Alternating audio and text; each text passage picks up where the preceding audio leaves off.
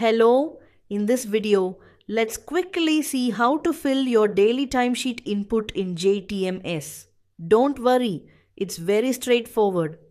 On this screen, the left side is where you enter your work details, and on the right side, you'll see your weekly summary, which helps you track your hours. Let's begin. Date first, check the date at the top. Make sure the correct date is selected. You can type it or just use the calendar icon. Project and client. Next, select the project number from the drop-down. Once you choose the project, the client and project name usually fill automatically. Just quickly verify that everything looks correct.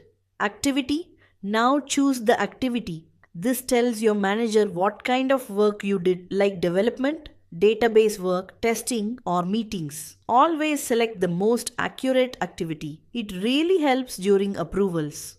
Time. Now enter your time. For example, 2 hours means 2 o'clock. 1.5 hours means 1:30. Take a second to make sure the time is correct.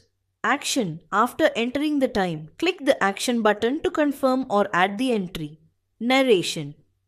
Below that is the narration box. Here, write a short line about what you worked on. Nothing long, just clear and simple.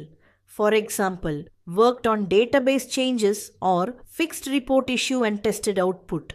Save or submit. At the bottom, you will see 3 buttons. Save, use this if you want to complete it later. Submit for approval, use this when you're done for the day. Cancel if you want to discard changes.